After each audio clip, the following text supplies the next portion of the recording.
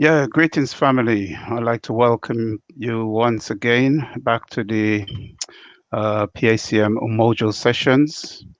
And as you know, these are sessions that take place each Sunday between 6 and 8.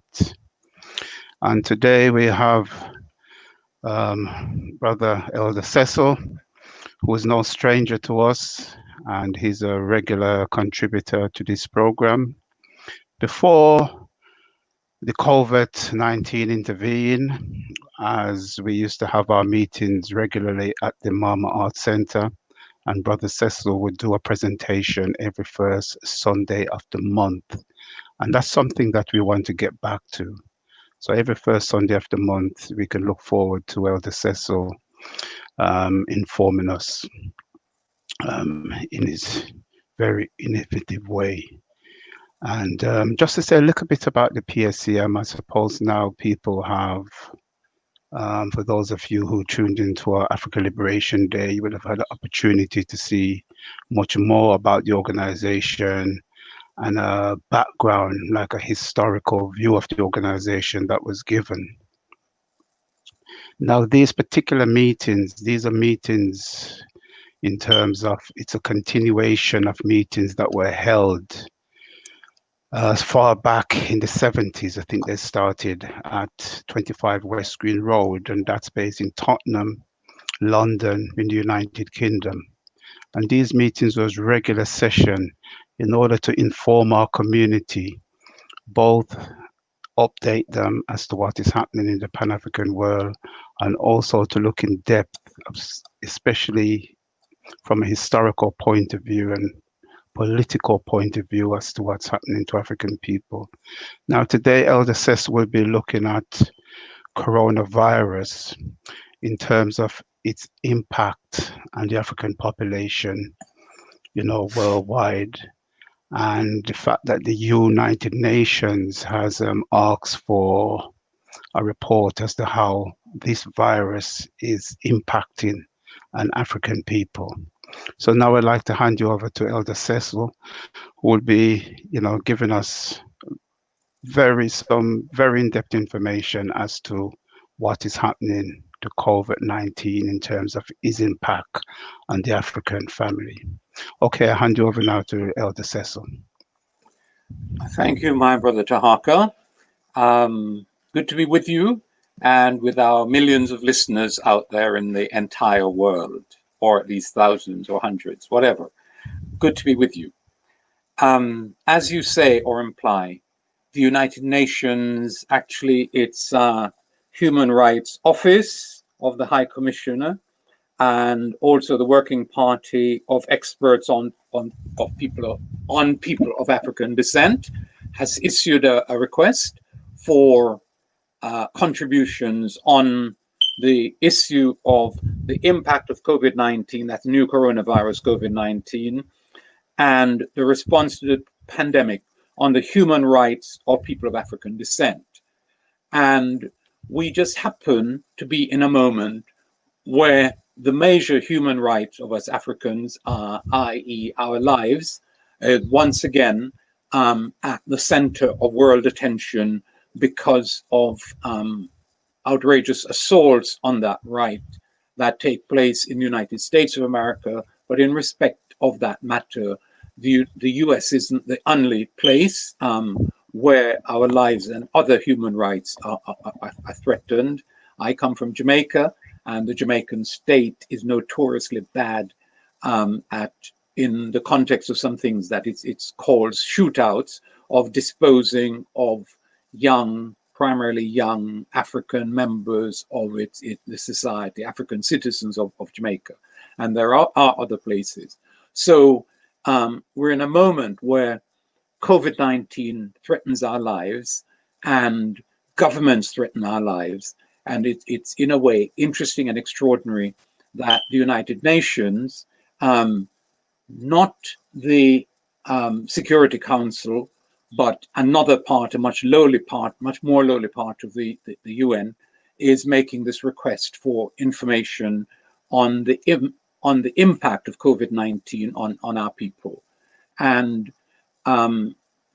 presumably the assumption is that it wouldn't be worth talking about unless the impact was negative. Now, it matters that we live in a world in which, back to the United States, in the 19th century, a judge of the Supreme Court of the United States declared in the clearest and most unambiguous terms that African people, whether enslaved or free, have no rights that white people or any white-run state has to take any account of. And even though apparently, formally, things have changed, for example, he wouldn't now be able to refer strictly to Africans as free and enslaved because the old system of enslavement ended a long time ago. It is still the case that our rights are not highly respected, and that includes our right to life, which is the primary human rights that have been established in international law and in international jurisprudence. Now, how COVID-19 has been responded to actually does matter. And I want to say two things, starting in a way or going to the personal. I have experienced COVID-19 as being in the category of people who are supposed to be particularly menaced by it. Older people. I'm in fact in my 70s. And in that context, I have a friend who has recently been confined to a care home because he's quite challenged intellectually, having been a very bright and able man intellectually. Cognitively, he's now challenged and he's confined there. And in that context, I visited the home, and in fact, because of my connection to him, was actually shown around the home before he was placed there. And also, again, because I'm old, your friends get confined to nursing homes and old people's homes. So I also, in the last year, visited a nursing home and happened for that reason, and that reason only, to know what the services are that are provided in care homes. It follows that I know, as most other people do not, that care homes offer no serious medical care whatsoever. What they do is feed, clothe, wash, to limited extent, entertain. And if you have a medical condition and, for example, you've been prescribed medicine, they are competent to do that. And that is the extent of the care that you get in a care home. And in the United Kingdom, too little attention has been paid to the fact, people genuinely don't understand. I haven't seen anybody, heard anybody say this, that people in care homes, and there are numerous care homes in the US, in the UK, our community, the Caribbean community that I am part of, those who migrated here and have had children here since the end of the Second World War, is an aging community. So a whole lot of our older people are in care homes. So if something goes wrong there, we are likely to be disproportionately the victims. And if what happens doesn't just affect the residents, but also the carers, we are again likely, because we work in those places and care services, be they hospitals or not, to be at serious risk.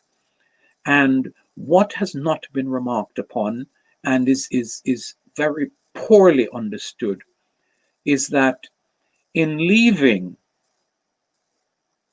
people in care homes, that what has happened is that people have been left in care homes in their thousands, and actually their tens of thousands, to die without medical attention.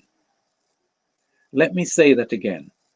People have been left in care homes to die, actually uncounted, not properly counted, not properly diagnosed, to die without medical attention if they have contracted, and many of them have contracted COVID-19. So the British government, the question isn't even yet being asked of them, and yet it matters that that is what has happened. So how do we move forward from that stark and terrifying fact in a discourse like this? Something else alarmed me. My same friend, when he was being placed in that care home, there's a very important right that's called the right to informed consent.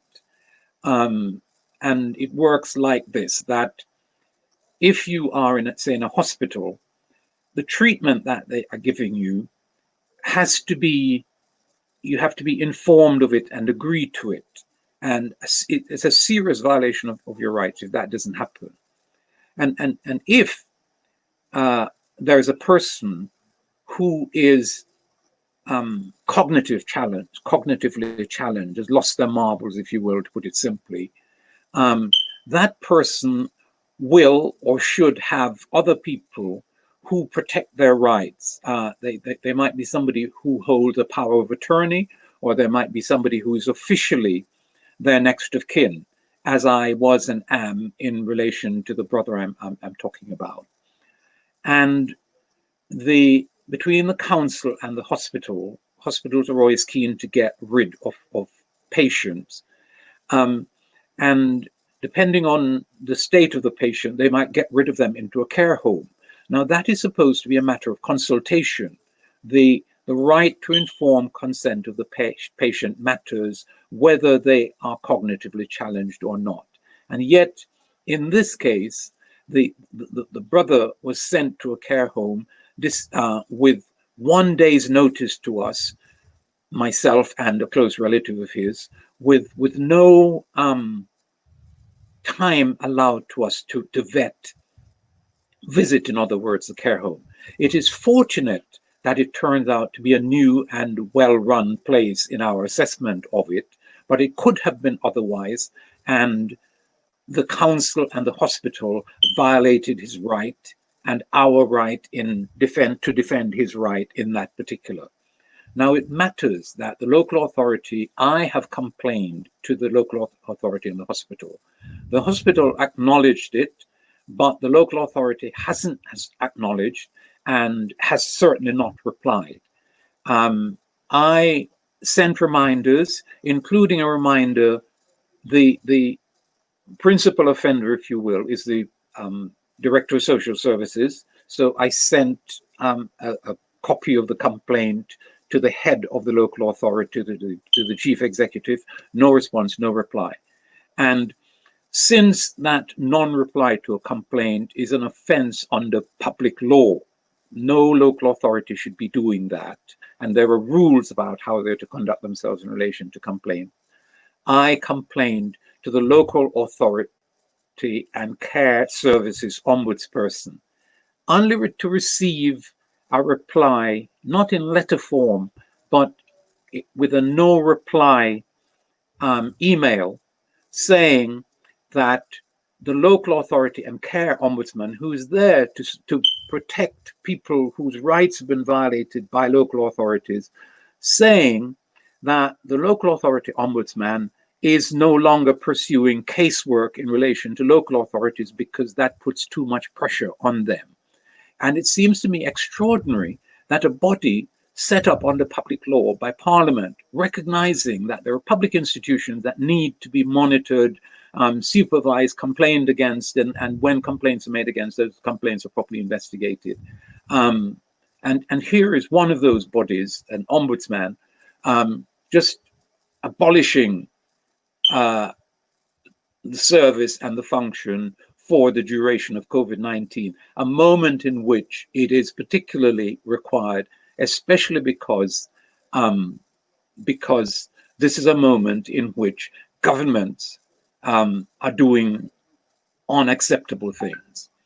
Now, to get more directly to the COVID-19 matter, everybody should know and does know that it started in China.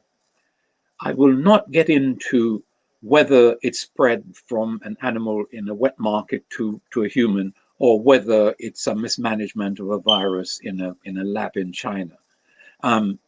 That has no effect on what we're now talking about, which is how this thing moved out of China and impacted the rest of the world. And what I particularly want to concentrate on is the phenomenal incompetence and even murderous incompetence of the government under which we in the United Kingdom live in relation to this matter.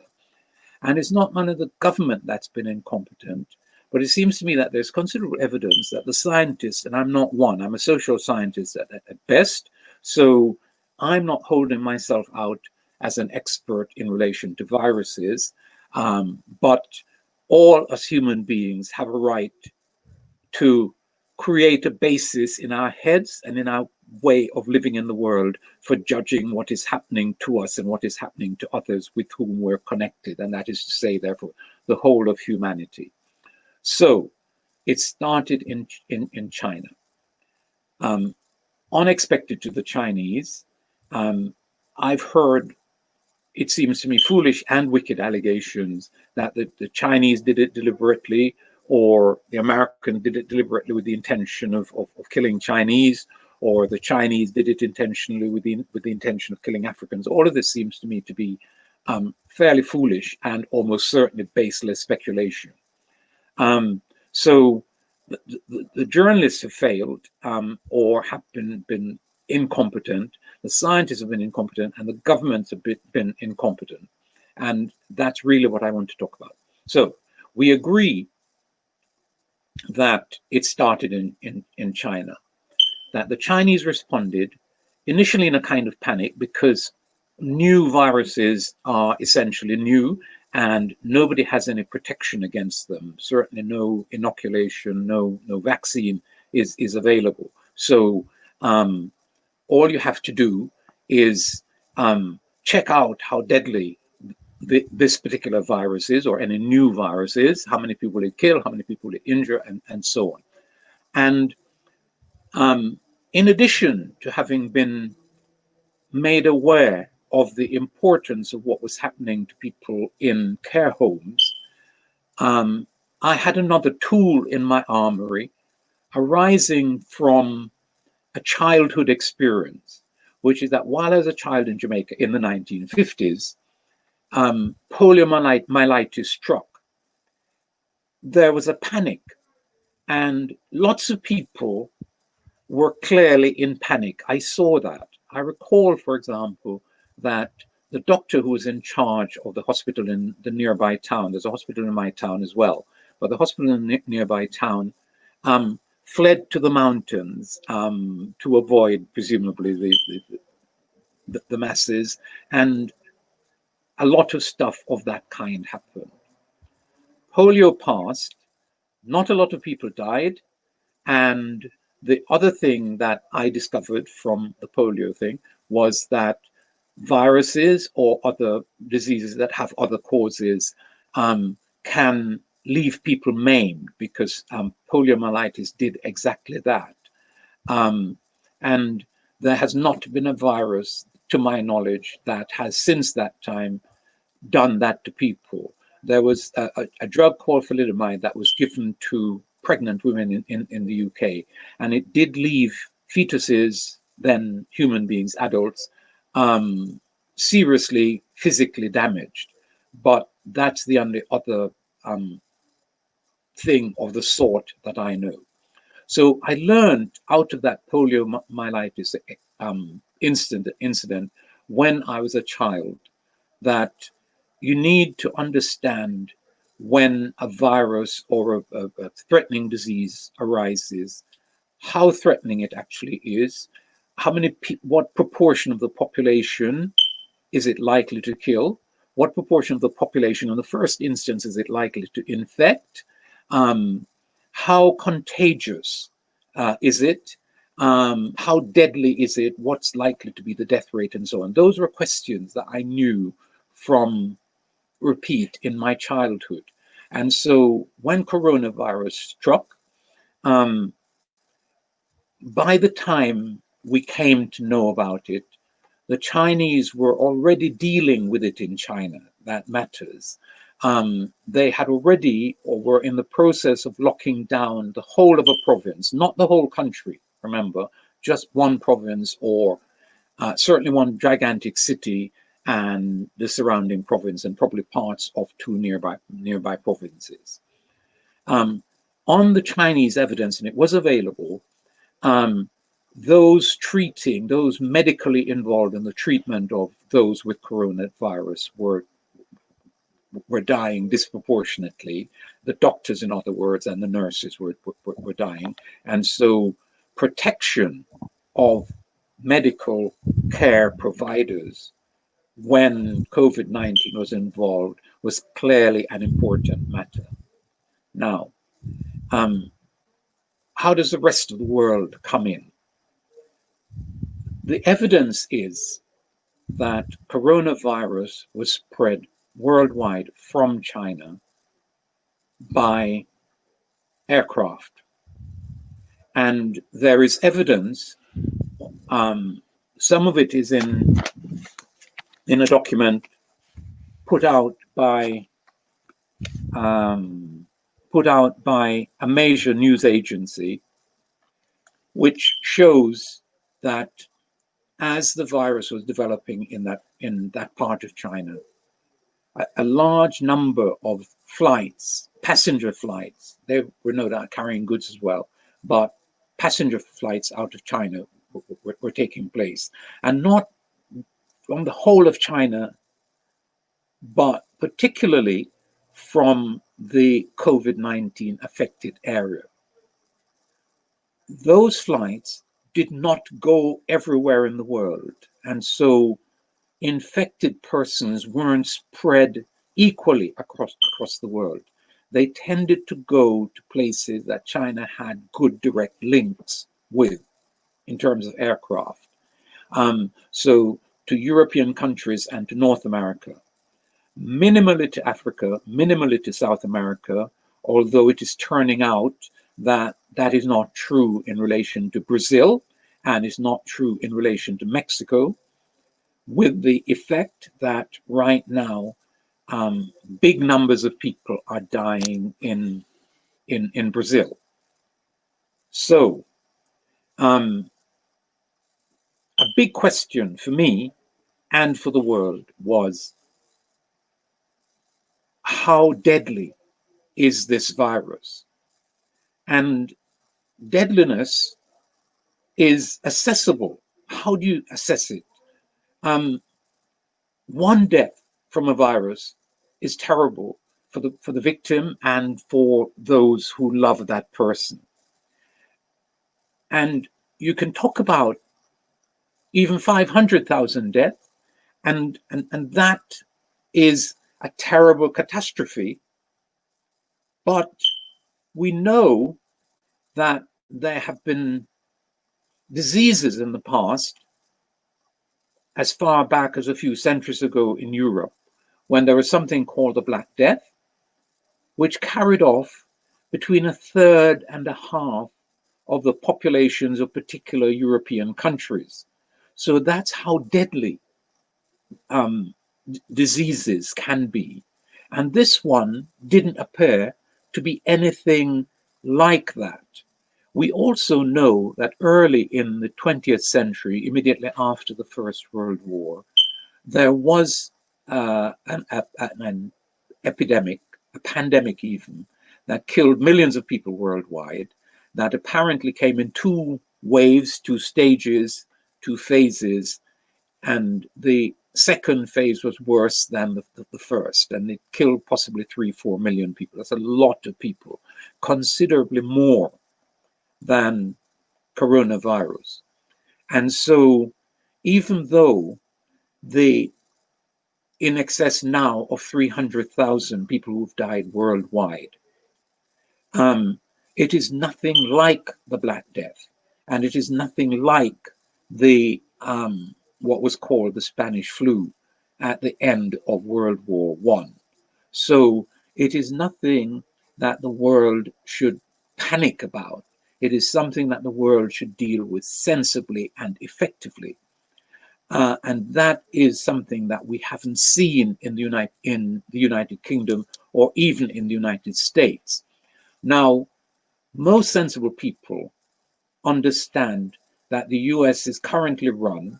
He was elected not by a popular majority, but elected on the basis of how their constitution organizes things. So he's properly elected into office, but everybody knows he's a terrible, stupid, and looking increasingly fascist gentleman, Donald Trump. We know that.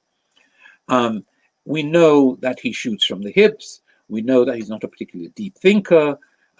We know that he's incapable of assessing many things, incapable of assessing almost anything of significance. And so with such a man at the top of the United States of America, things were entirely likely to go wrong there, and they have. And he is partially to blame, but not wholly to blame. Not wholly to blame because the system that he runs predated him and may well survive him. And that system is extremely brutal to Black people. I spoke about a 19th century Supreme Court judge declaring that us Black people, whether we're free or enslaved, have no rights that the whites have any duty to respect. But since then, we had a few more decades, a decade or two of enslavement in the United States, and then we had about a century of the most terrible repression in which thousands of African Americans were lynched and so on. And we now have, on a smaller scale, the same kind of thing happening, combined with mass incarceration, mass arrests and imprisonment of African Americans, so that there is well over 1 million African Americans incarcerated in American prisons, right? So, and living in terrible conditions that you wouldn't expect to find in a place like as rich as the United States of America, but the conditions, the urban conditions, situation of urban decay, and so on, characterize the place. And so, Britain, unlike the United States, is still run by a ruling circle that has a kind of reputation, even a high reputation, though what it's based on, I've never been too sure. So this is the place in which I live, and this is the place in which I've had a chance to make a close assessment of how these people have responded. I need to say that in addition to there being a real case against the government over and above what they did in terms of leaving people in care homes to die without medical attention, leave that to one side. There is a case against them in relation to a whole range of other COVID-19 related issues. The academic scientific class based in universities and in other high-level institutions and institutes have also failed, and there's a case against them. There's a case against the press, and there's a case against popular media, including African popular media, that is to say, the stuff that we send around to each other day in, day out. So let me start there. I heard on a radio program that I participate in, I speak and people phone in and so on. And somebody phoned in to say that coronavirus represented a weapon of mass destruction directed against Black people. I wasn't convinced of that at the time. This is some weeks ago, and said so. I said that what we have to be more careful of is the extent to which it's a weapon of mass confusion, because there's a lot of confused stuff being said at the time in Black popular media, including that our melanin would protect us, that COVID-19 wouldn't survive the sun in the places where we live, that our herbal medicines would protect us. There was even still going around a claim that somebody in Madagascar had discovered a cure. The president of Madagascar got back this person, and the president of Tanzania backed that person, the president of Madagascar, over this matter. I never did believe, and still don't believe, that any such cure had been discovered. There clearly would not have been any time properly to test it. And so even if it turns out to be as effective as was being claimed, at the time that it was being claimed to be effective, there could have been no evidence as to its effectiveness. How much, for example, COVID-19 was in Madagascar at the time is a very moot point, and clearly very little of it was there. So, back to the world.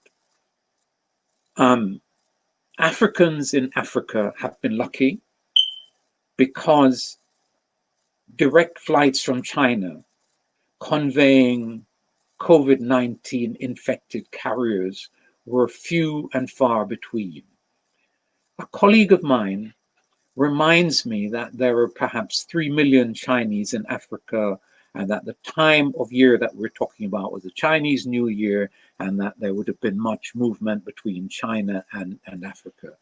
True though that is, it looks as if the flights weren't all that direct, and it looks as if most of the people who were going backwards and forwards between China and Africa weren't coming from the most infected part of China. So Africans on the continent and Africans in the Caribbean were largely protected for that reason.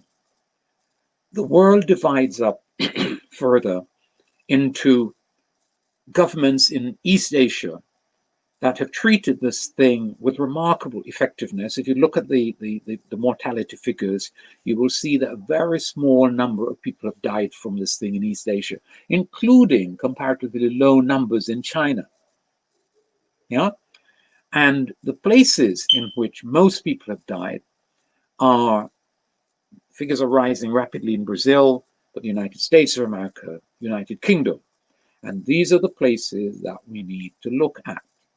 So, how did the British government respond? We know that the British Prime Minister was claiming that Britain was fantastically prepared.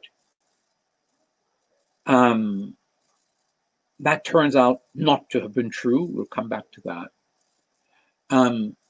It turns out that he wasn't actually attending the body that represents what has been set up to monitor these matters between the government and its advisors.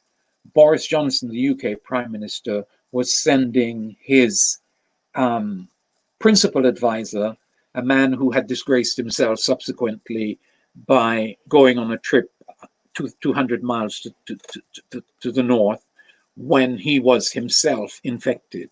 We'll leave that to one side. That is the person that Boris Johnson was sending to these key meetings. He missed 4 or 5 of the first such meetings when crucial information was being given to the British government from its scientific advisors.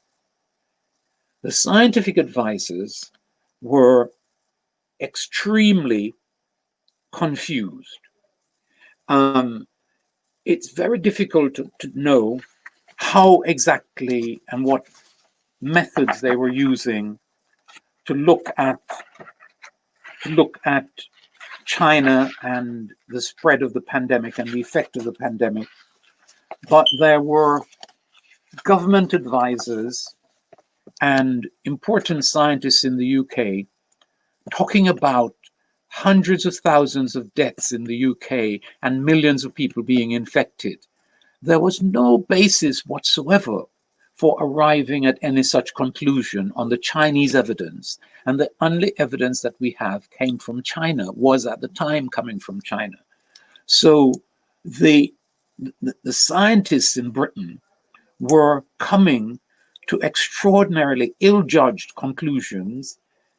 Some of them suspected their own conclusions or their colleagues' conclusions, these figures about hundreds of thousands of people dying, to be wrong. And so in advising the government, they were saying, in effect, we are saying this to ourselves, but it looks as if it's not really true, and you certainly don't have for the moment to act as if it's true.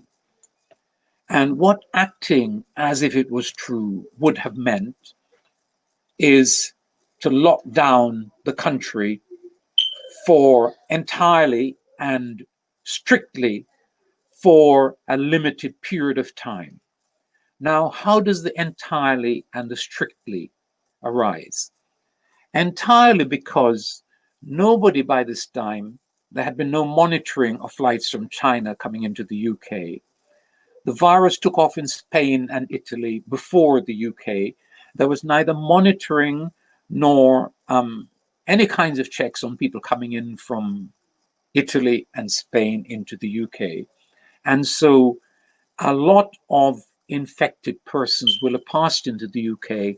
Nobody knew where they went, and so on and so forth. And in order, therefore, to manage the virus in the UK, it was undoubtedly necessary, relatively early, to do a tough, brief lockdown.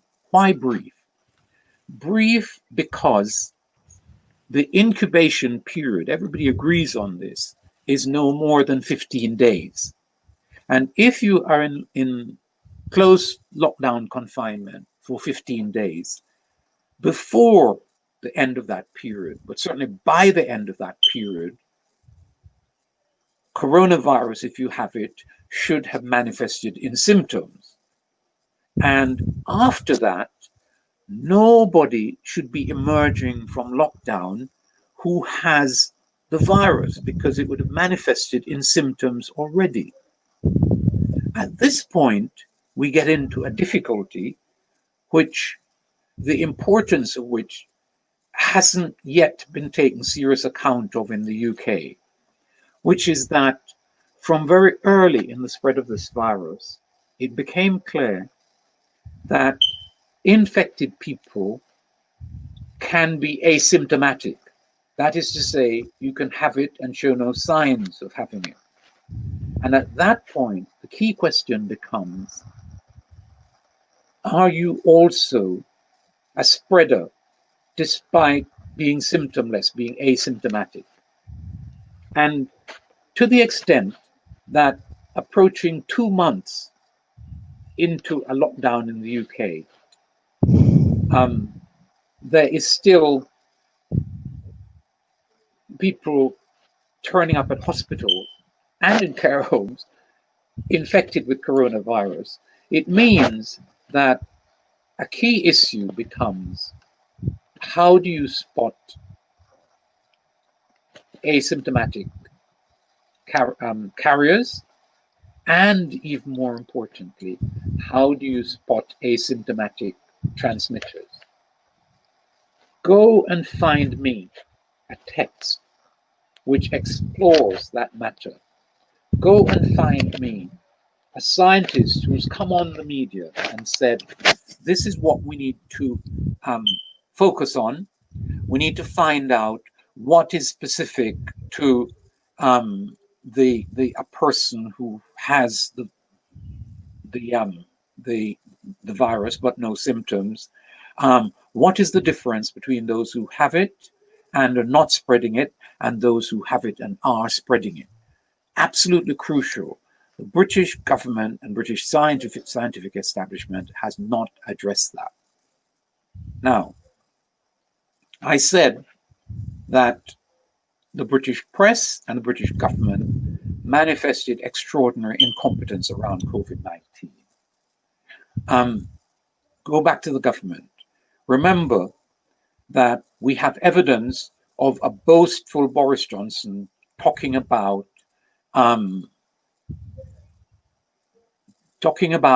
how prepared the British medical services were and how prepared the British government was. It turns out that they were spectacularly unprepared, that the National Health Service had very low stocks of personal protective equipment. And there is a shameful backstory to that one, which is that in 2009, 2010, you know, these societies review all the time the dangers they face and so on. And towards the end of the last Labour government, which would take us up to 2009, 2010, there was a government review of the challenges, health and others, that the British state and society faces. And believe it or not, the conclusion was that the key danger wasn't terrorism, wasn't China or the Soviet Union, wasn't Islam, but a virus for which, you know, a new virus for which there was not yet inoculation, not yet vaccine. And having decided that, the government set up a national storehouse of COVID-19 or other virus-related disease personal protective equipment.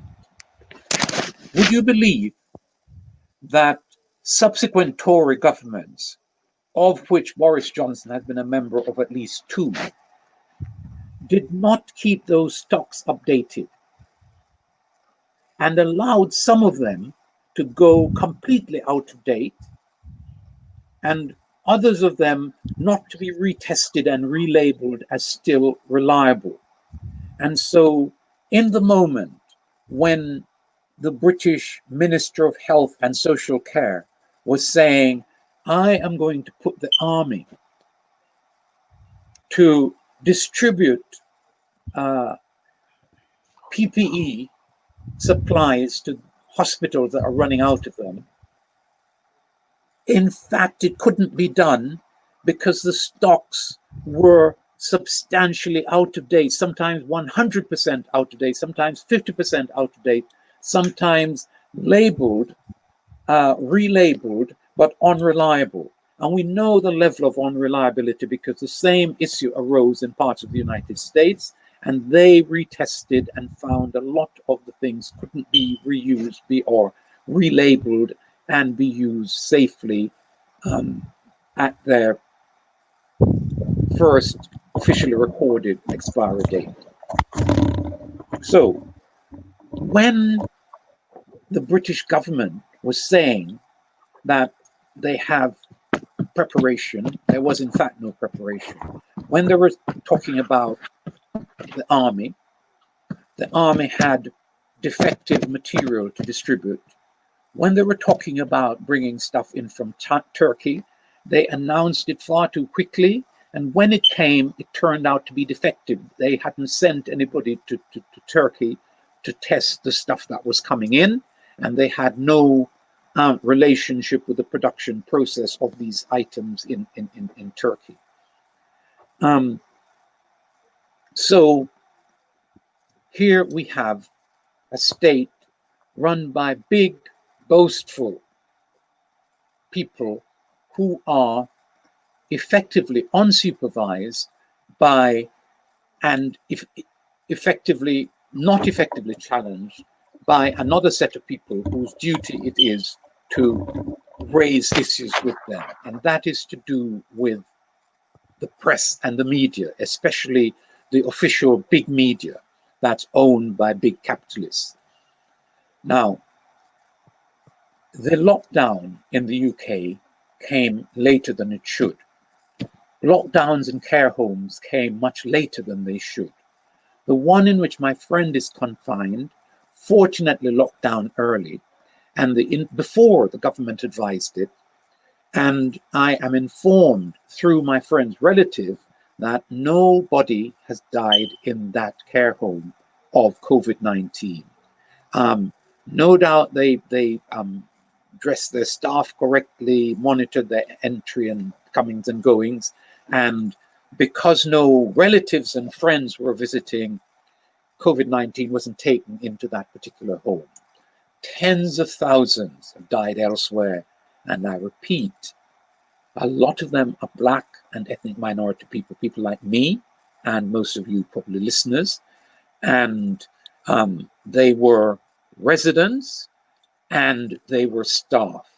In the place in which my friend is confined, a big proportion of the staff are ethnic minority. The woman who manages it appears to be of East Asian stock. So when the issue of urgent lockdown arose in Britain, how did the press, the media, and the politicians treat it? They tended to say, really comparatively idiotically, that of course the Chinese, because they have a communist party and they are authoritarian, can get away with a lockdown, but we are democratic and we can't do that. It turns out that they could and did. It turns out that because they locked down so late and because the death rates, the actual deaths numbers were beginning to rise, people were panicked and well ready to accept lockdown. And so lockdown happened here. I say ineffectively, and we're on the end of it now with all kinds of issues relating to whether it should be ended, because the R rate, which is the rate at which one person who has the virus infects others, it's said that the safe level is under 1, and that if it's above 1, 2, and especially up at 3, you're in real, serious spread of virus territory with all of the deaths that implies. So the press was ill-advised, the media was ill-advised, and the attitude they took was wrong. The scientists, in respect of this matter, were wrong. They misled themselves and they misled the government of the United Kingdom. What has happened to us African people in this place? If you look at the media, especially the television, but the newspapers are full of it as well, you see it being repeatedly said, with visual evidence backing it up, that a disproportionate number of us have died. Why is that so? It is so, first of all, you have to separate those provide Africans, Black people, and ethnic minorities providing care services in the health service. Because of the failure of the government to provide protective equipment, and it would seem to some extent because managers have been tending to allocate Black people to the most dangerous,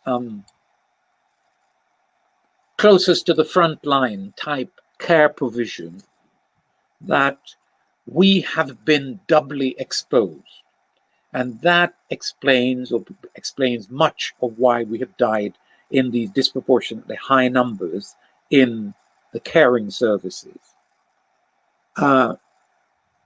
They talk about age and other underlying factors, and it raises issues about our health condition, about whether we're excessively obese, whether we suffer from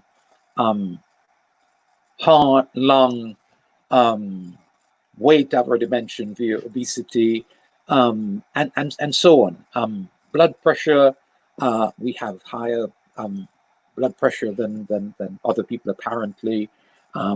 Diabetes arising out of our sugar-related past, if you're Africans from the Caribbean, and so on. So a lot of the underlying factors are overly spread amongst us. And then there are issues of the extent to which we might be over-concentrated in the poorest social conditions in this society. So all of that has impacted our people very gravely. Now, I want, by way of ending, to put this in the broadest possible context. I've already, earlier in the presentation, spoken of the United States context, which carries over to elsewhere in the capitalist world, where the system really doesn't value any rights that we have, doesn't see itself as needing to respect those rights, including it believes itself to have a right to take our lives or to cause our deaths. And it's important that we don't just confine that to the United States of America, but we remember who we're talking about when a UN body asks for impact on the human rights of African people, of COVID-19 and the response to it. They have to be talking not about Africa, although the white press, as it did over HIV and also as it did over a more recent virus, tends to almost gloat at the prospect of Africans dying from diseases. There's a whole heap of stuff in the papers and on the media more generally as coronavirus appeared, talking about the likelihood of Africans to die in droves because of the inadequacy of the health service provisions in our countries of origin.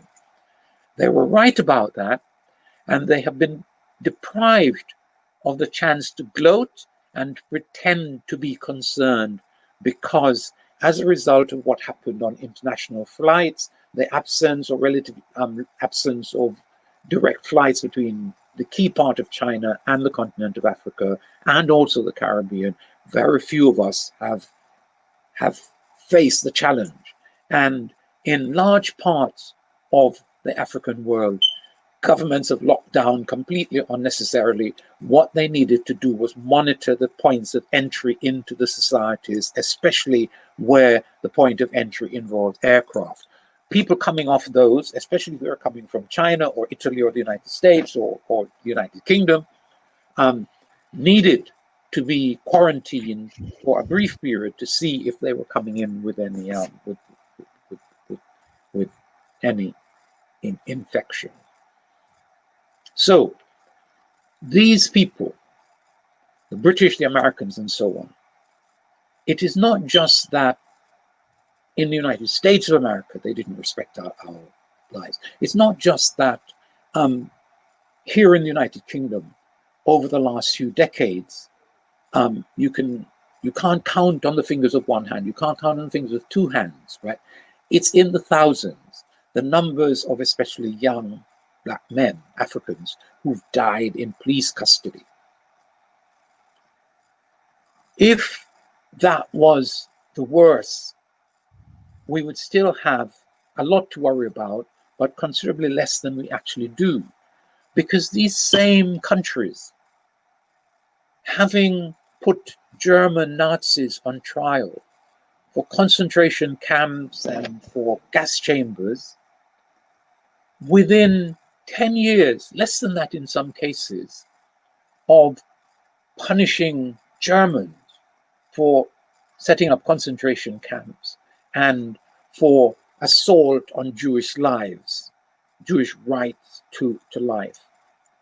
They were doing the same on a monumental scale in taking the French in Vietnam. They were doing the same, taking the French in Algeria. Check out how many Algerians died in order that the French attempt to say that Algiers was France and that French settler colonials were entitled to be there. Check out how many Algerians died to break that myth in the battle, the Algerian Battle of National Liberation. And remember, Algeria is in Africa.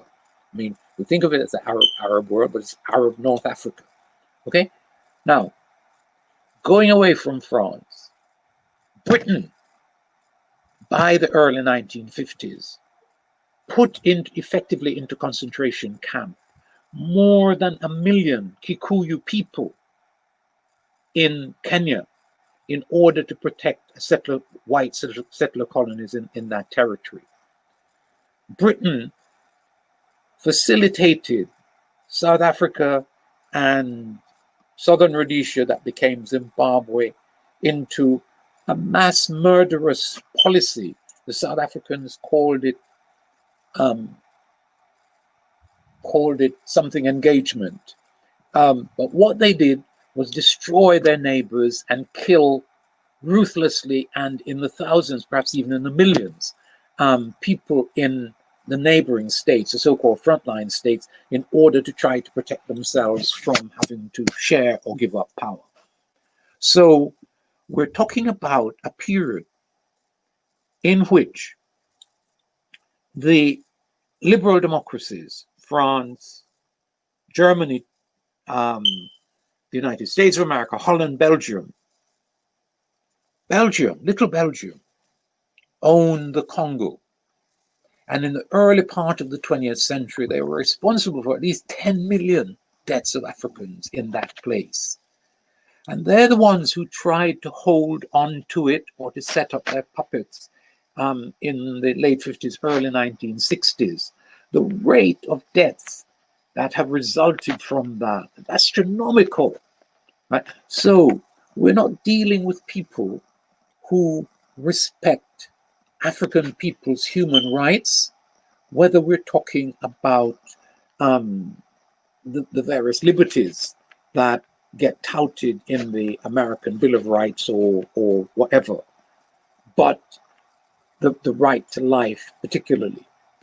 And so when the UN asks for responses on the impact of COVID-19 on African people, in responding, we have to understand and talk to the real situation that we find ourselves in, the real level of incompetence of those who run places like the United States of America and specifically Britain, even though it is not supposed to be so, it turns out to be so. It turns out that the media doesn't, after all, on serious matters, have a clue and are not speaking about some of them. It turns out that the government didn't have a clue, subverted its own stockpile by not keeping it in place and updated, was trying to send COVID-19 infected patients into care homes, and the care home owners stopped the government from doing it, but care home owners who were in direct relationships with local authorities, couldn't veto the demand from local authorities that work with hospitals to put old and vulnerable people suffering or possibly suffering from COVID-19 into care homes. More than 1/3 of the COVID-19 deaths in the UK occurred in care homes. They died without medical attention. They died in a society that, it turns out, doesn't just not care about us Africans. It also, in a fundamental way, doesn't care about its own old people. And if you were in any doubt about this, this gives you the chance, by looking at how they brought about the deaths of people in care homes, this is a way to understand how monstrous the leadership of this place and the United States, but this is the place that I live in, and this is the place that I understand that we're actually talking about.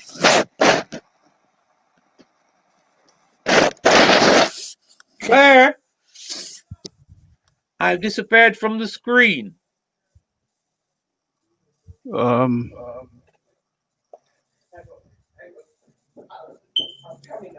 Yes, what's happened?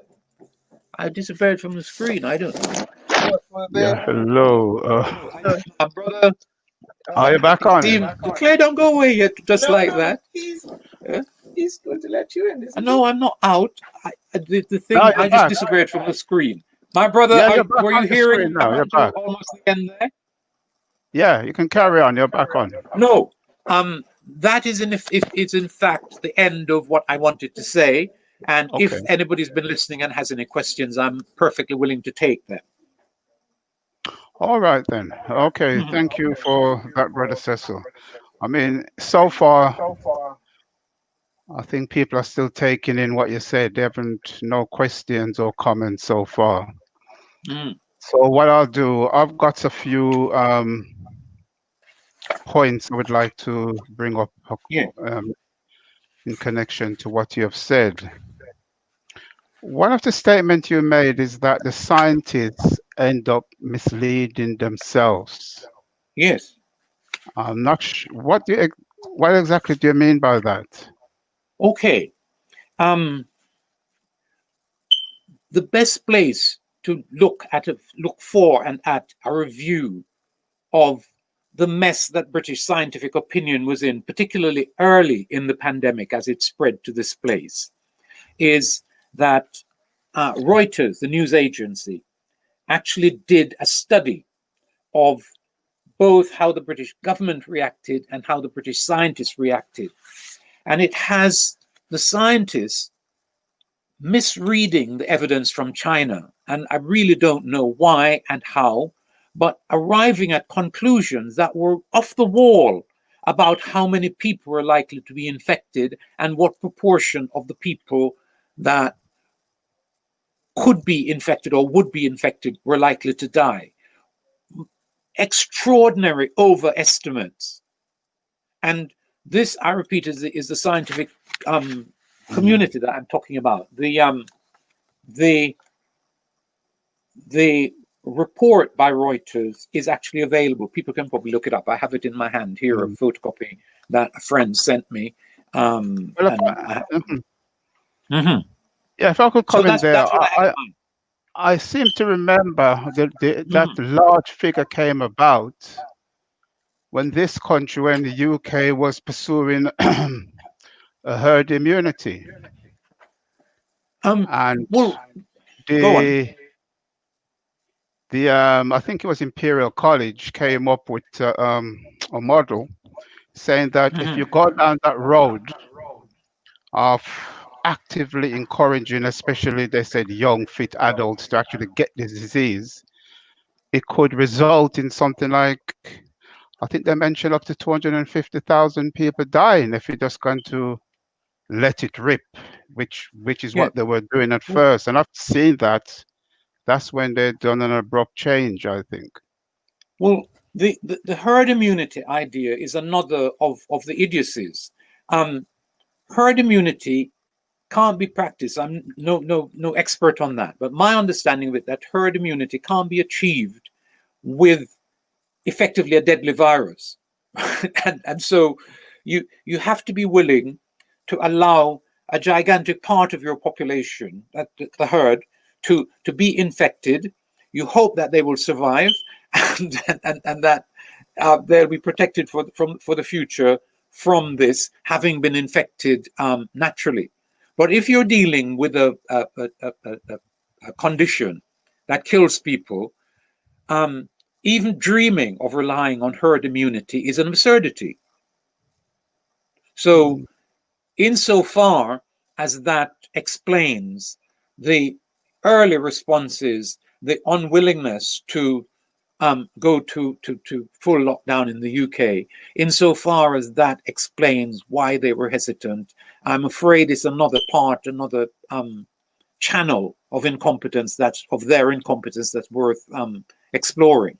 But the evidence as gathered by I repeat Reuters makes it clear that the scientists were misreading the China evidence and coming to extraordinarily exaggerated conclusions about how many people would be infected and how many people would die of coronavirus.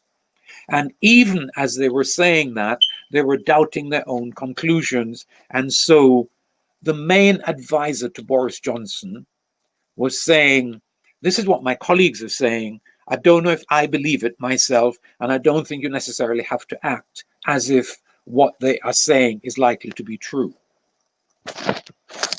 Okay. Yeah. Another point I'd like to bring up. Yes. This report that's supposed to have been released and has been held back in terms of how the effects on this COVID-19 and the Yes.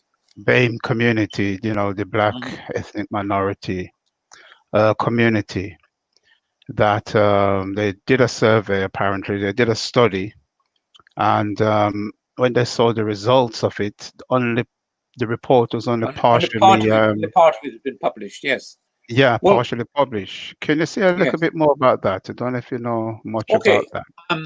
I haven't necessarily spent as much time on that as I maybe could have and should have. But what appears to be the case is that it is now seriously out in the public domain that we Africans, the formula is Black people and other ethnic minorities, but we die in disproportionately or proportionately much larger numbers than white people. And I heard or saw one idiot saying that it's not true, because if you look, you see that many more white people have died. Of course, many more white people have died, but many more white people are in the population. So it's a, you have to get the maths properly, and we mustn't mislead ourselves in that way. Now,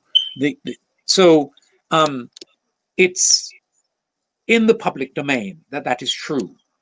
And what appears to have happened is that one of the leading universities, either Cambridge or Oxford, and another entity did a study, and it brings out the cold figures which show that to be true and gives the actual figures. Yeah. What people are correctly complaining about is that no remedy, no set of social action, no program for change is included in the report that we have seen. And effectively, it looks as if, insofar as that is in the report, that is what has been withheld. And the government is currently saying it accepts that Black and ethnic minority people have died disproportionately, and it's going to investigate the why. But both the why and the remedy has major implications for how the society is organized, the level of discrimination, where we have been forced to seek employment, where with it, having sought employment within caring services, we have been left to die unprotected, and so on. So it's a scandal of the order of the Windrush scandal, because we're talking about a society that simply hasn't prepared itself to organize to treat Black people fairly, and on the contrary, has organized so that the effects of its practice towards us will be devastating, and they have been in this particular matter. Okay. Right. I'm still waiting for some direct questions and comments. I mean, there's one here. It's just a little comment. It says, how can we come out of this situation victoriously? How can we come out of this situation that we find ourselves in with coronavirus victoriously? Before Italy? No, is that victoriously. What it says? How can we come out of it? In other words, looking at the coronavirus, what is it that we can do as a people, basically, to protect ourselves? Because obviously we can't rely on the governments, we can't rely on the medical institution. So is there anything that we can do as a people in order to protect ourselves, to be proactive and go on to protect ourselves from this virus? we have a number of sites in which we have died, a number of places, occupations in which we've died, yes?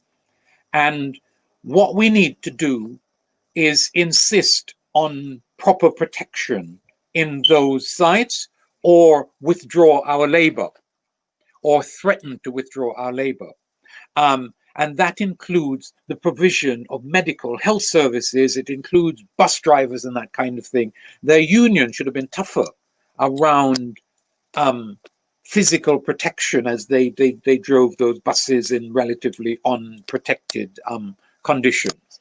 So there's that kind of thing. Where are we located, and how, given where we're located occupationally, work-wise, have we been menaced and died as a consequence, right? So we, in our trade unions and as a community, need to organize for self-defense. And individuals, for example, in the health service, who feel that they are being dangerously allocated to work, must whistleblow. If you call it whistleblowing, you become protected, right? If you approach it in another way, you might end up being sacked for insubordination or whatever. So it's a delicate line to tread, but it's absolutely necessary. Now, some of the deaths are unrelated to work location and more to health issues.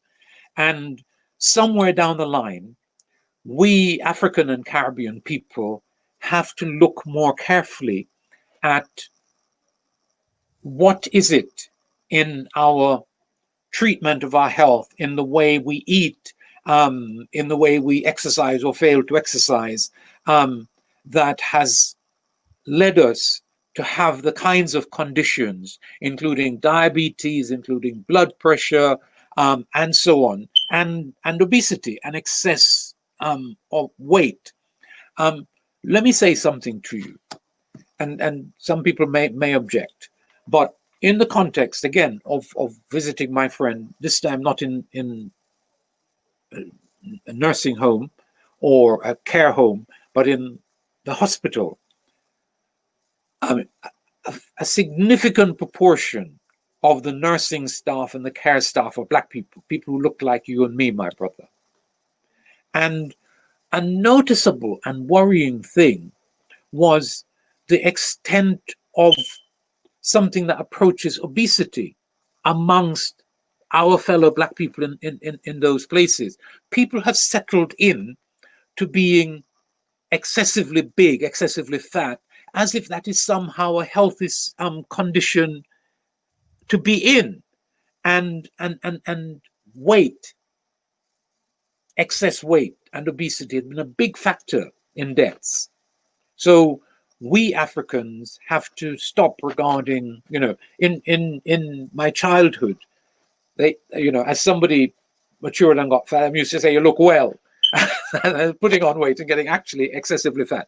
So we need to change our attitude to that and to several other aspects. We eat too much sugar. We eat too much salt. And all of that stuff, I know you, Brother Tahak, are into this stuff, so you know what I'm saying. But this is stuff that we have to address, yeah? And then the remainder of it seems to lie in bigger questions about where we live, the social conditions that we are forced to endure in places like the UK and France and the United States of America. We occupy ghettos in these places, and they're not sites of any great health. Whole heap of aspects of them generate illness. And all of these illnesses, or many of these illnesses, represent underlying causes that have contributed and are contributing to the high mortality or excess mortality amongst our people. And then you have finally what is happening in Brazil. You and I know the extent of African presence in Brazil. And when we begin to see that Brazil is shooting up the league table for numbers of deaths and per thousand and all of that stuff, we know who is dying. The people in those favelas are us, or mixed variants of us. And how to treat that, how we've come, some of us almost certainly voted for that madman who's now running Brazil. How did he manage to get over 60% of the vote, unless some of us voted for him? So we need to be reviewing our political positions on several matters, including our disposition to end up in the same camp as Trump over crucial matters. Some of what our people, my fellow Africans, are saying on Trump and appearing to the possibility of Trumpian fascism in which liberals will be arrested and so on. This is extraordinarily dangerous stuff, and it endangers us. Right? We think of the liberals as our enemies, and right? But if they come for the liberals, right, we're not far behind. And so understanding what is happening in our world and the need correctly to, on the basis of a proper understanding, to mount challenges is where we are, what we need to be dealing with. Okay. Now there's a question here. I'll put it up, and it's saying basically, given what you have said in terms of hold on, sorry, it's not that one. Hold on, wait a minute. Put this one first. Yes, this one. They're talking about that you mentioned various possible legal cases. Various possible. And they said, what are your thoughts of the likelihood of success given that the game is rigged? So even if you wanted to go down the legal road, is there much of a possibility of being successful? Well, it depends on, right. We have political courses of action. In the UK, they're kind of limited. The Labour Party hasn't been brilliant on this matter, and there's so much else over the decades on which they haven't been brilliant.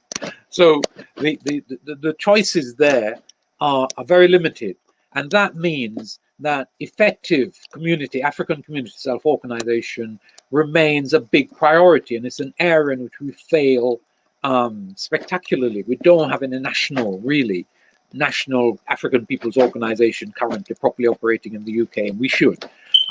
So our capacity to self-mobilize around whole heap of issues. I'm glad to see that a lot of our young people are out in the street over this brother who they just killed in the United States of America, over Floyd George and so on. But we need to be able to pull our people effectively together around all kinds of issues, not just around terrible deaths of individuals or terrible deaths of a series of individuals. We need this organizing capacity, this mobilizing capacity to be there all the time, and we need to be better equipped to represent ourselves at all levels around all of the issues that are constantly coming up on which we fail effectively to represent ourselves. So there's no quick, silver bullet reply. We as a community need to be better organized and better prepared to deal with the situation in which we find ourselves. Okay. Yes, stay on COVID, because what I want to do is it's going to be impossible not to mention what's going on right now. Yeah. So I'll just like to comment on that in a bit, but there's a couple more points in COVID. Yeah. Now, with this, we have seen primarily, I don't know if it's just because of the media, in the United States or in the UK, this thing that Black people especially have been overwhelmingly affected by COVID in terms of death and so forth. Now I'm thinking, what about in other European countries? Because there's a large Black population, say in France, Italy, Spain, Holland, Belgium. But Mhm. so far, I haven't heard of much news coming out, putting forward the same case that Black people in those countries are dying in disproportionate numbers. Have you come across anything to do with No, that? I haven't. To be honest, I haven't seen any figures for those countries. But the same thing is likely to apply in those places as applies here. And the evidence from the United States is absolutely crucial, and nobody denies that. And again, figures haven't been presented and harped upon by the press in exactly the way that they happen in the UK. But it's undoubtedly the case that too many of us, and many more of us proportionately than white folk, have died and are still dying. Okay. And now the anomaly I find is that in the Caribbean, there have even been a small documentary on the BBC highlighting the fact that although COVID is there, it seemed to have killed remarkably few people, and how effective the governments seem to have been in controlling it. Like they said, it's been I exemplary the way they have gone around and quarantined people and so forth and controlling it. Yes, So, and also the case of Africa itself, yes. al- although the prediction is, and it may still stand, that hundreds of thousands are expected to die of it. To date, that has not been the case, Yes. I And Yeah. why do you think that is, say, for the Caribbean and Okay. continent of Africa? My own view is that there is less cause for self-congratulation, say, let's take the Caribbean, than the governments are taking. In Jamaica, what they have is 8 o'clock in the evening to 6 o'clock in the morning or 5 o'clock in the morning, nighttime curfew. How, pray, does that address COVID-19? So we have to go somewhere else. And the somewhere else that I say that we need to go is to go back to the evidence of direct flights out of China. That's how the virus spread. And to places where there was limited direct flights, and especially limited from the center of China in which the virus appeared, and which was locked down for however long it was locked down for. That's where the virus came from. And any place where, and the Reuters report actually quotes the figures for how many people, how many flights were coming out of the relevant part of China during the height of the initial spread. So the reason why there hasn't been mass deaths in Africa or mass deaths in the Caribbean isn't anything to do with lockdown, and much more to do with the fact that limited numbers of infected people went to those places by direct flights. And the evidence, for example, is that the first 2 or 3 cases in Jamaica were Caribbean settlers from here traveling back to Jamaica. They weren't that. So that's the explanation.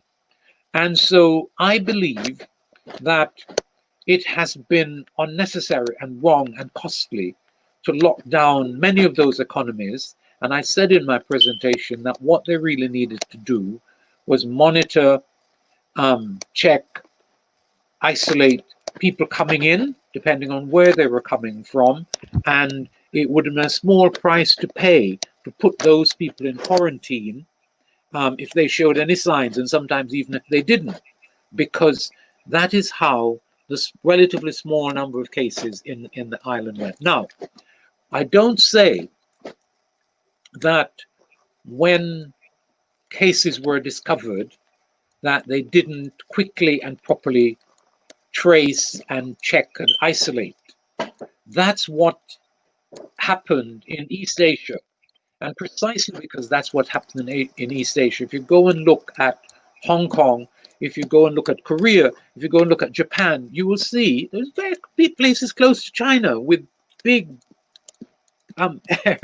air links between them, low levels of death, because they have a familiarity with earlier coronaviruses, SARS and so on. That's one. And they knew about and insisted on public masking, which has a certain limited effect, but mainly test, trace, isolate. And that regime works. It works everywhere. And to the extent that, back to the incompetence of the people who run this place, the UK, precisely because they are way, way behind the curve in respect of that, they're still unable to manage the outbreak. And the other failure, and this is a worldwide failure, is that enough attention hasn't been paid to asymptomatic carriers and asymptomatic spreaders. And that is what, if you don't have, for something that you don't have a vaccine for, that is what you have to find out. You have to find out who has it that you can't see, having it because there are no symptoms. And then when you find such people, you've got to find a way to find out which of them spread it nevertheless, pass it on nevertheless. And this hasn't been addressed, it isn't being addressed anywhere.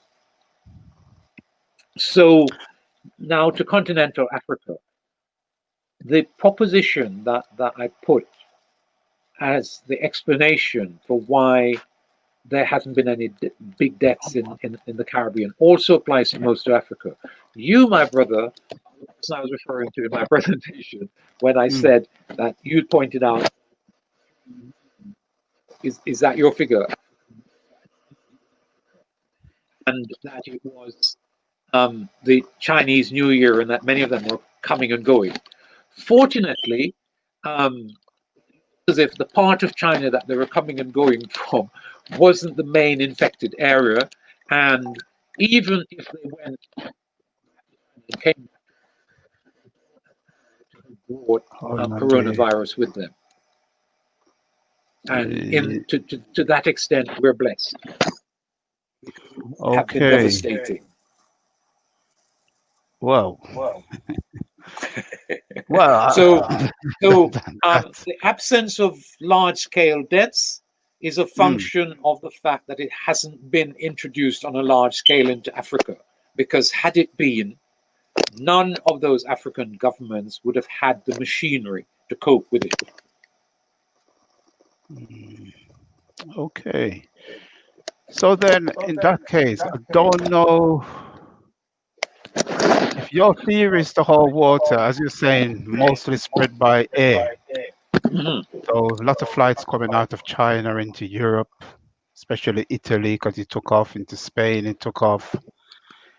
Now, right now we're seeing in South America, there's a massive upsurge in coronavirus. Not by any means Brazil. And some of those urban areas. Yeah, not just Brazil, in Mexico, right from Mexico going right down. Yes. It's been a massive. So what? There's a problem there. Clearly, flights from China were going into those places. If you didn't have measures earlier on to find and contain, to trace and contain and isolate, which there wasn't. And if the thing gets into the favelas, which is where we and poor people live generally, then it's going to spread like wildfire. And that appears to be what is happening throughout South America. I saw a program, it was very touching, probably in Peru, of Indian, Native Americans going back to their villages because the urban economy had been locked down and they were in danger of starving, and there's food in the villages from which they came from. And some of them, as occurred in India, were walking hundreds of miles to their relative side.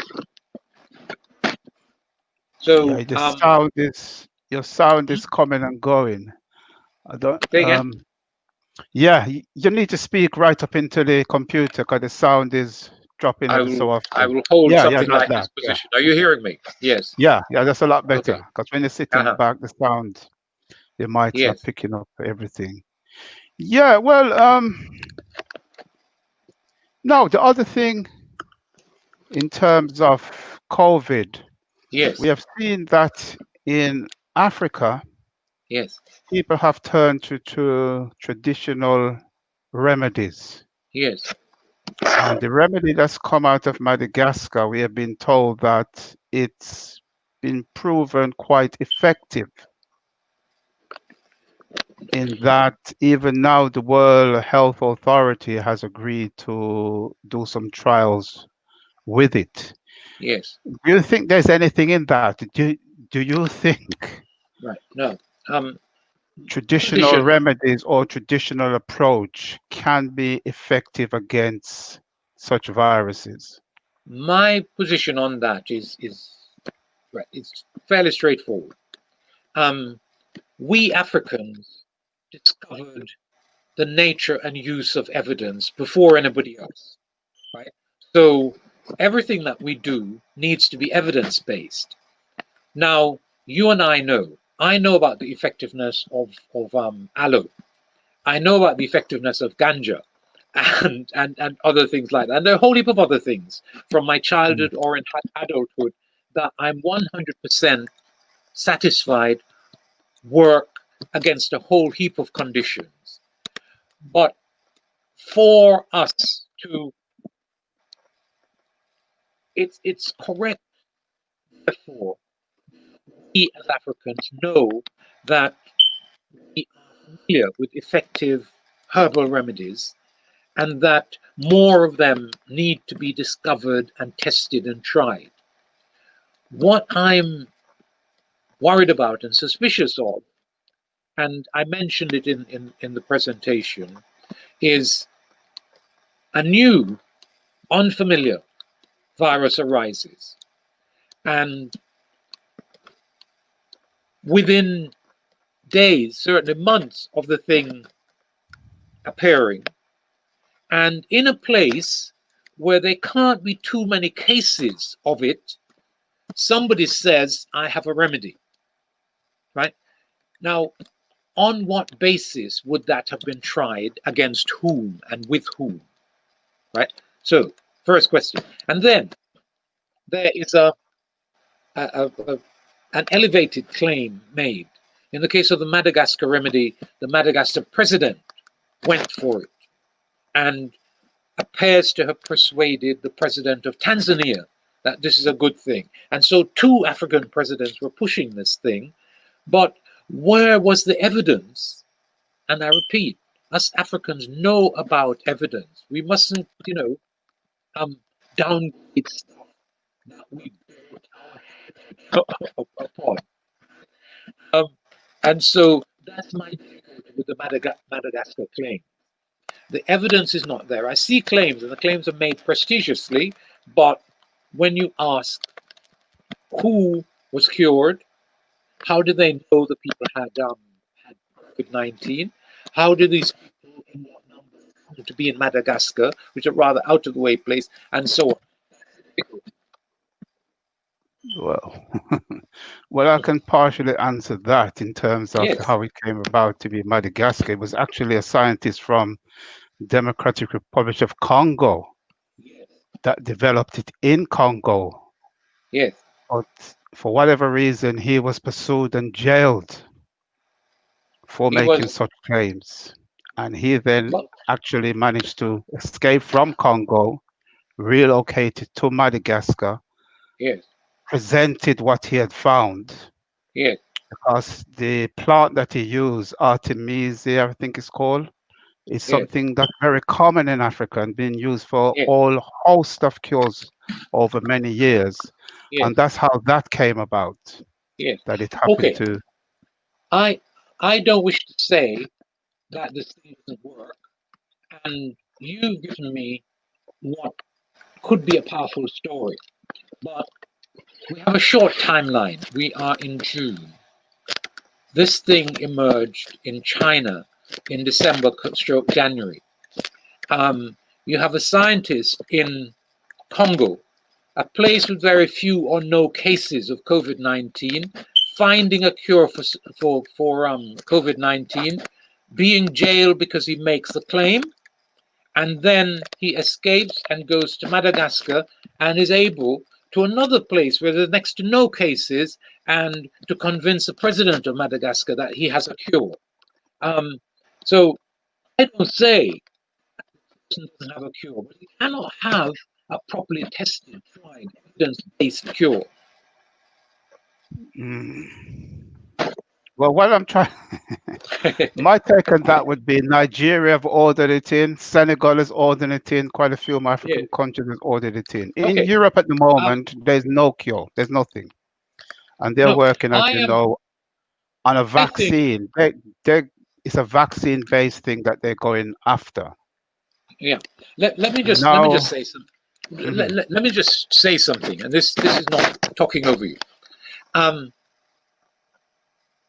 Ebola, there was no vaccine. When it broke out in Africa in recent years, 3 or 4 years ago, there was officially no vaccine. So no Africans were being treated. And then somebody from here and 2 American doctors contracted it. And suddenly, a vaccine which hadn't yet been tried, tested properly, was used, and the 2 European doctors recovered. So it is possible in extremis to go straight to human trials and overturn the precautionary stages that are built into these things. So that's what happened with Ebola.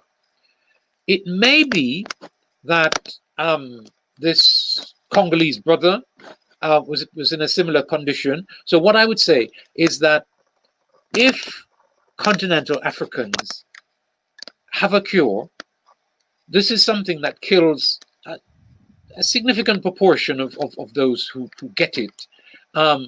One of the things not to do, is now very clear, is not to put people on ventilators. You got to find another way to get oxygen into people's bodies if they have it. And it looks as if it's just as well that one of the things that the British government allowed to go out of date was ventilators. So they didn't have too many ventilators, and they put fewer people on ventilators than they might otherwise have done.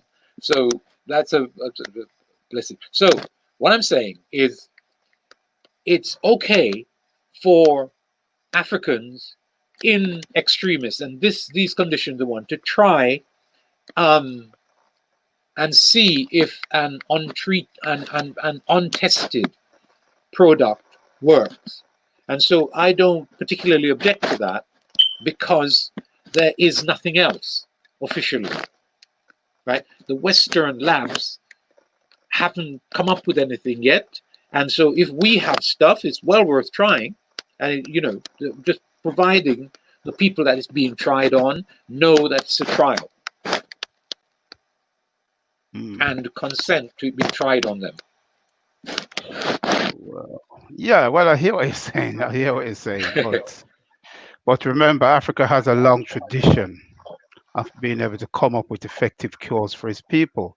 Because it is not based around the Western approach, it's normally dismissed. Yes, right? and normally dismissed. And even Africans themselves have been taught now to grow up and dismiss whatever their traditional herbalists come up with, because it is not, as you say, Western-based, tested, gone through trials, gone through everything. But remember, they've always had this traditional approach in terms of medicine, because there's a center I visited in the Senegal. There's a couple of centers. I visited one. There's another one. There's a doctor called Eric Badoza from a center called Palmetra. And you might have seen the thing with Andrew Young, Mhm. and they went and he came up with an effective cure to treat AIDS. Yeah, And of course, at first it was being dismissed, and now it works. yeah. And Well, now that it works, all the Western labs are now interested to try and find out what's behind it. So that's yeah. all I'm trying to say. Sometime we. No, but I'm not disagreeing with any of that. I'm Mhm, not in natural sciences. I'm in social sciences, and I know that Africa has elaborate machinery for mhm, social scientists sharing ideas and so on. And some of the social scientists who are sharing ideas around traditional medicine, traditional cures, and so on. So mhm, it is for us Africans on the continent to create the machinery for testing in use and evaluating properly. Remember, I say that we're the ones who came up with the notion of trial and error, with the notion of mhm, use of evidence. What is a good example? Um, they used to say that Egyptian medicine was full of doo-doo, feces. What the Egyptians discovered was that in the dung of several animals, there was what we call antibiotics. And even though the application looked filthy, in fact, it worked. Inside of this odd substance was so Egyptian medicine discovered antibiotics long before 400, 4,000 years before the mhm. West. So we must return to those capacities, and we must organize to use them properly. So I'm not dismissing herbal medicine at all. I'm saying that what our knowledge, Africa has all of these remedies as a tradition of it, and additional number of them are available to be found. Yeah. Set up the machinery to test and put into use, rather than dismissing. And it's the failure to organize properly around testing, gaining the evidence, and so on, that that we're letting ourselves down, or so it seems to me. Well, yeah, I hear what you say, but to me, it's just a different approach. It's Yeah. just because it's a non-Western approach. People, the approach is more spiritual. It's a completely different approach, which has been the system that has been pursued. You're Anyway, calling a what's Western. the time? You're Yeah, calling I a think. Western. May not be actually a Western approach. I repeat, Mhm, almost everything that we call Western, right, started in somewhere in Africa a long time ago. I just gave you an important example. So we don't have to be skeptical in and of itself about herbal remedies and their effectiveness. What we have to do is put in place the machinery, which is not Western. The idea of testing, of identifying your product, of testing it, and so on, is not a Western idea. This is something that we Africans were doing thousands of years ago. mhm, mhm, And I repeat that where we are failing ourselves is that, even though social scientists are busy evaluating traditional medicine, traditional healing, mental health issues, and a whole heap of other things, our medics, or our biogenetic scientists or whatever, aren't going where they should go in terms of bringing the traditional into a space that you appear to be calling Western, but isn't Western at all. mhm. Well, well, And, I think we and move on because yeah, and the one last point. yeah. One of the reasons why we legitimately object to things Western is that their approach now to medicines and so on involves expensive transformation of natural things into artificial things, and then selling of those artificial versions of the natural things extensively back to us. And we are right to object to that. And again, it's another point of our failure, because we Africans allow Westerners to be tramping all over our continent, and the same applies to Jamaica. And finding the stuff that which we've documented, and they come and they walk off with it. There's no law preventing them from doing it. They go and find what is in it and reproduce it artificially and sell it worldwide and make millions. We can stop that. Yeah. And then I think the other point, just before we move on, there's a couple of questions coming through, is that given the history of medicines coming in from the West and the whole use of that, say for instance, you come in to say I'm vaccinating for polio, Yes. and within that vaccine, there's other things put to cause sterilization.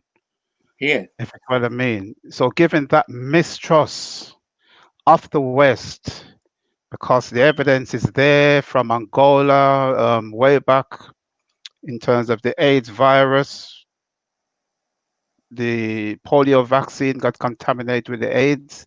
Recently in Kenya, with Depo-Provera appearing in vaccines for, I think, I forgot what it was, but was sterilizing young women and so forth. Yeah. This is a perfect cover for them to carry on that, if you see, that kind of underhanded. Yeah. No, we know, don't we, my brother? We know, don't we, that Yeah, we know. the West acts in its interest. Take Depo-Provera, which you correctly mentioned. You probably a little bit younger than me, but we've known since the 1970s about how deadly Depo-Provera is. What is Depo-Provera still doing in any place in the world, let alone in Jamaica, where I come from? The Jamaican government is still allowing it to be used with our women, and in places in Africa. That is a failure of our leadership. Yeah, and you can the polio thing in the Congo is different, because we're talking about time when the Belgians were still kind of in charge and were able to facilitate all kinds of things. But look how long ago they left there, and so really it ends up that we have to be talking about the failure of our neo-colonial, the people who run our flag independent states, who don't appear to have the interests of our people at heart, who don't know how to spot what is dangerous and to stop it coming in. And so unless we ourselves kind of at that level maybe change that level of leadership, the anti-colonial revolution is urgently called for. But the West will do, and the Chinese will do what we let them do. Right? And until we find the machinery to stop them, of course they will do what they're presently doing, and they will do worse. All right. There's a question here. It's pertaining to the presentation. And it's saying, what more can organizations do to highlight the scandal of African treatment in the care homes? Well, nobody is talking about it. And as I explained in the talk, the only reason I know about care homes is because I visited one a few months ago as my friend went in and was shown around it. So I know that care homes don't provide medical care. If you get sick in a care home, right, and you either the doctor comes in and prescribes you something, and the care home people have the capacity to dish it out. And they put it in something called blister pack, and they give you what you get morning, mid, afternoon. That's the limit of their medical services. If we're talking about, and we are, COVID-19, people who needed medical attention, that's who we're talking about. I am saying, as a matter of fact, that at least a third of the people who died of COVID-19 in the UK died in care homes without medical attention. And worse, that local authorities, in order, they said, to protect the national health, were putting sick people, That's right, or potentially sick people, from hospitals into care homes. Go and examine the numbers of deaths, and the deaths are still happening. Right now, you can hear them saying on television that the deaths are coming from hospitals and care homes. And it is because there is no treatment in any care home. They don't have medical facilities. yeah, yeah, I agree. That's definitely the case. There's another question here, and it says, why are Africans at home having a higher survival rate when infected by COVID-19 and treated at home, where medical services are not as modern as in the West? Well, we kind of touched upon that Yeah, a I bit think earlier. that high-tech medicine is actually not what coronavirus needs. And it's generally agreed, for example, that Boris Johnson probably survived because he wasn't put on a ventilator. Because the ventilator doesn't all that efficiently take oxygen to the lungs. They have to make you unconscious in order to do it, and it reduces the responses of the natural responses of the body, and so on. So even though this affects slightly what I was saying about care homes and the absence of medical attention, what you want is care of the person. What you want is a relatively simple ways of getting them oxygen and so on. Having said that, it's important to know that anybody who says that there's a higher survival rate of Africans who have been treated at home than here and in the high-tech places, where would be the evidence that the person being talked about or persons being talked about actually have coronavirus? Are we talking about people who were tested positive for coronavirus? And why, if they're tested for coronavirus and found positive, are they at home rather than in hospital? No, I think what he's saying by Yes. home, it meant like back in Africa, back in the Caribbean. Well, the high-tech treatments are in limited supply, right? We've got a very good hospital, for example, at the University of the West Indies, where I used to teach at Mona, excellent hospital, but it's a poor place, and their patients won't have been put on ventilators. And ventilators, in the instance of coronavirus, ventilators kill people, didn't keep them alive. Your likelihood of dying was very great. So the more high-tech the treatment, the more likely you are actually to die. So what still needs to happen is that for more stuff to be done around finding simple, non-high-tech ways of getting oxygen into the bodies of those affected. Yeah.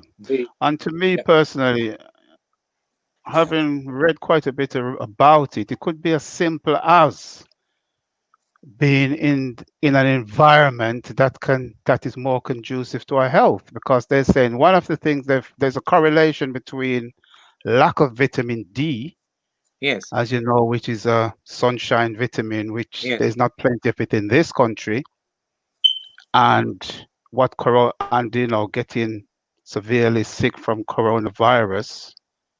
And as you Yes. know, vitamin D also work in tandem with vitamin C. And that's Yes. two of the things they found that people from, say, African people were lacking. There was very low in vitamin D, Yes. extremely Well, low in vitamin D. Well, all of us are vitamin D efficient. I yes. mean, that's something that was found out years ago. The medical fraternity was challenged at one point and saying, well, look, if that's a known fact, why isn't that told to the Black community that they should be taking vitamin D3 to keep their vitamin D level up? But that was never government policy, if you see what I mean. They knew about it, but Mhm. that was never pushed. For instance, my daughter was getting pains in the joints and stuff. And when it boiled down to it, it was due to a lack of vitamin D. And when she started boosting her vitamin D, it all went away. But Yes. that's something that's been known for years, and Yes. they just kept brushed it under the carpet and kept it quiet. So to me, Well, this in is something. Africa, in the Mhm. Caribbean, you're getting your sufficient amount of vitamin From D, the so your sun. body Yes. is able to better fight the virus. Yes. And that's all that's Well, happening. Your immune system is fired up and it's basically fighting it off. And yes. unless Well, you're very I don't. old or have some chronic illness, which you need extra help, but most people bodies are able to fight it off. Yeah, I don't argue against any of that. You and I know that for years in our community, there's at least one sister who's been pushing the impact of the absence of sun and the need for vitamin D, and saying that even here, if we address getting into the sun more, even though it's not all that visible, more hours per day, that we would be helping ourselves to do so. And we should be saying that, taking that message more effectively to our community. What's the sister's name? She's I've heard her lecture at ALD and at Ma'at. Yeah, quite a few Yeah. people. Yeah, Yes. So yeah, that was being pushed. it's a message that we really Uh-huh. do have to get out to our community. And in addition to taking it artificially, we should be remembering that, as the nationalists say, we're sun people, but it actually does matter that we go out into the sun Yep, and get sunlight into our mhm, bodies for as many hours of definitely. the day as possible. Yeah, in the last few minutes, I definitely want to touch upon what's happening right now. And Mm. there's a question here, and it's saying, what are your thoughts on the interface, if any, between Black Lives Matters protest as activism and the activism needed to get justice from the failures of the government? So basically what we're saying is, do you see a correlation between what's happening now in terms of the protest and asking for more justice? And we can tie that with coronavirus, like what you're saying. The Black community, to me, is being deliberately failed, because at one point when they came up with the evidence that we were disproportionately being affected and we should all nurses, doctors should be pulled back, and then they said that will not be possible because something like a third Yeah. of staff in the NAF is us, and if they Yes. did that, it couldn't work. Yeah.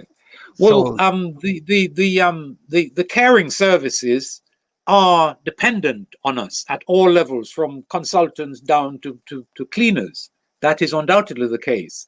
That means we have a power position in there. And look at the television, and the people who are quite high up in these various nursing institutions turn out to be Black people, Black women frequently, or Indian men or Indian women.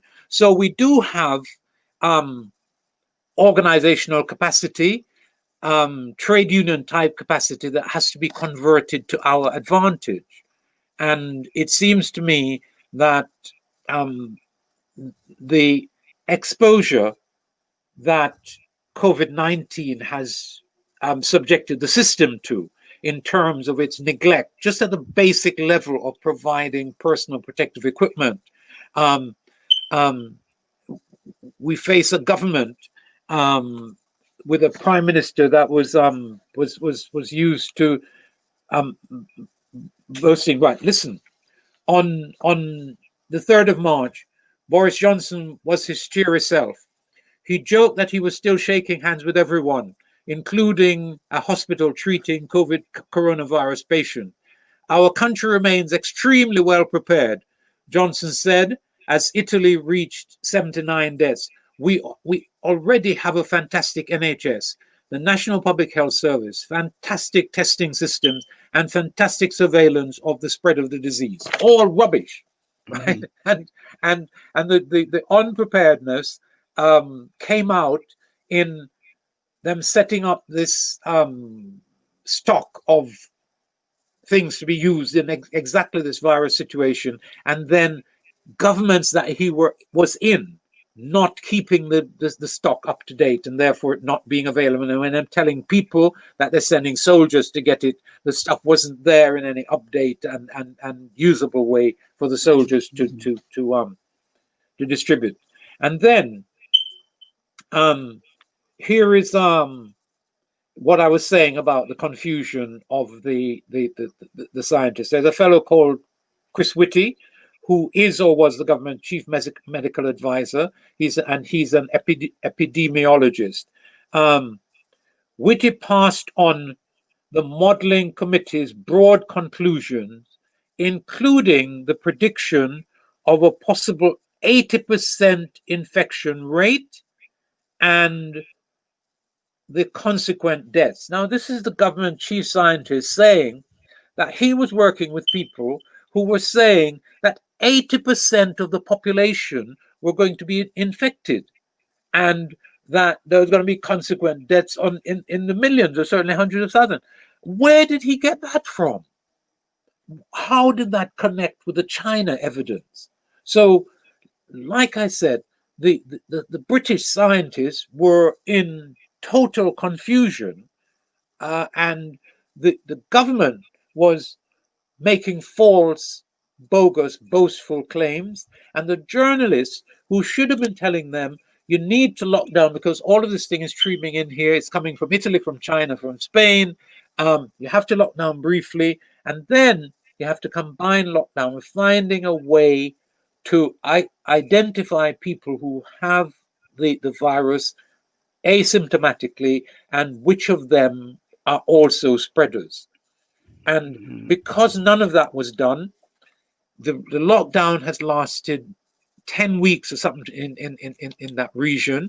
People are still emerging, and we're still in where hundreds of people are turned daily up COVID-19 newly, and there's dispute between people in the north who are saying the lockdown can't end yet, and the government that's saying. And part of the reason why the government is saying it is that because it panicked on evidence like this, with making false claims about how many people are going to be infected, they locked down the economy for too long.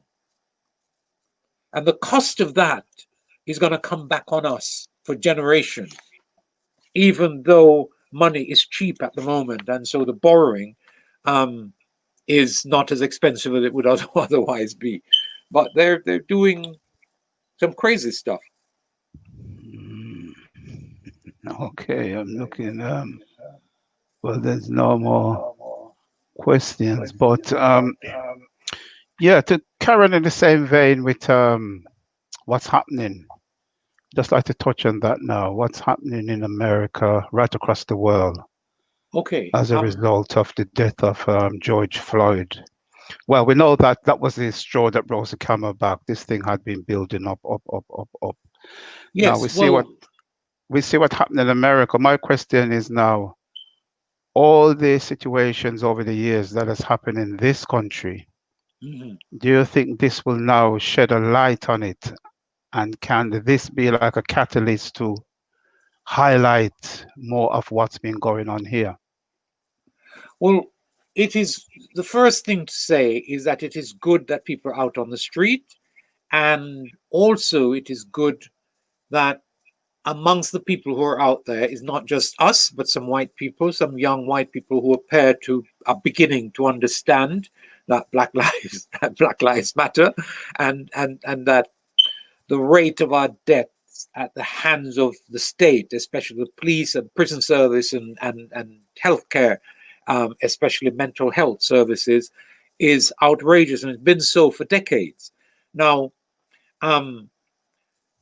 we live in a world in which murders of the type that's been inflicted on our Mr. George occur quite frequently, increasingly because everybody has cell phones. They get more photographs than they used to be, and when these photographic material, video, and so on hits the web, people get a better chance to opportunity to be outraged and then to express their outrage. So that represents a big foundation for change. How we, as a community and as a class, some people don't believe the relevance of class, but how we approach organizing in this moment absolutely matters. And this may be repeating stuff that I said earlier. We can't, as a community, be even appearing to be capable of entering into any alliance with Trump and Trump type people who are talking about using the army and stuff to imprison liberals.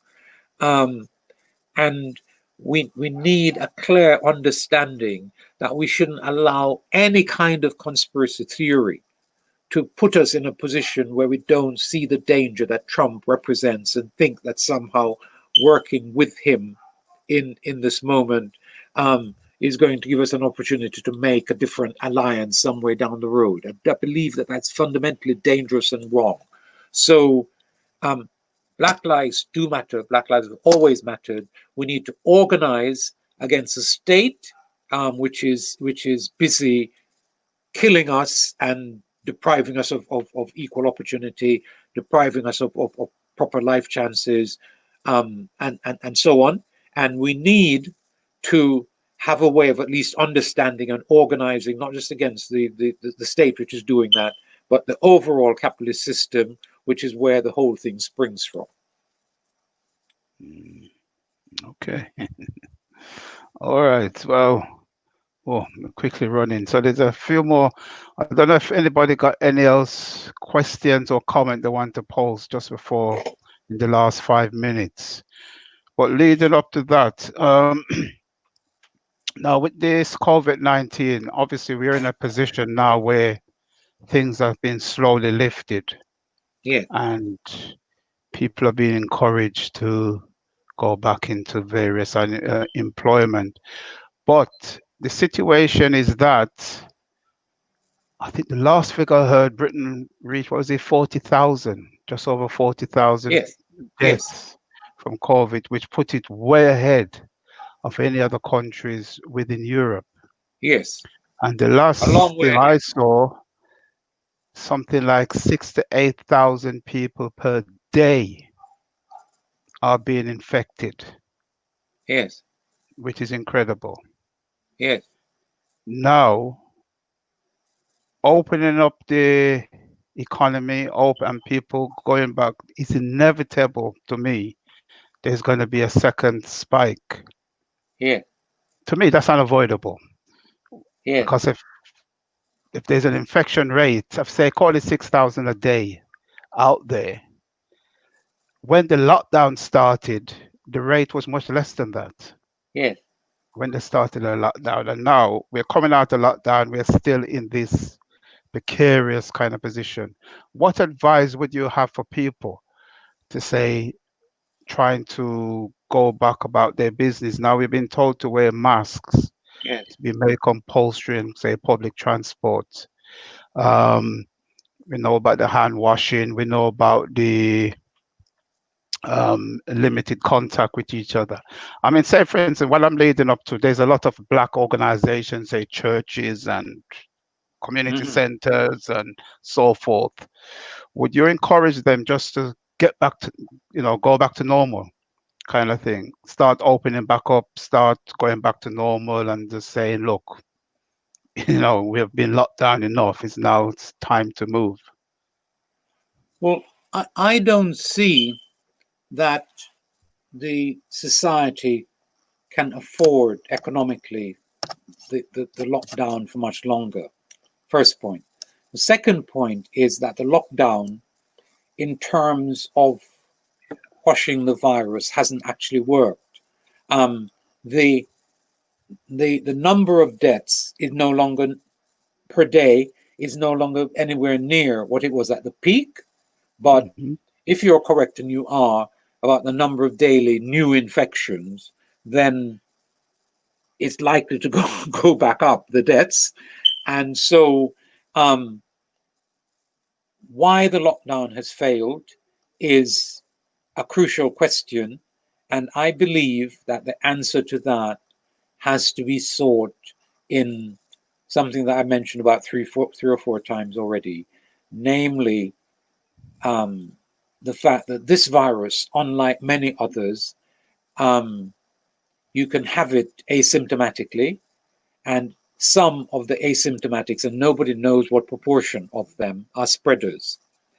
And given that that is true, that is where intellectual scientific effort needs to be focused now.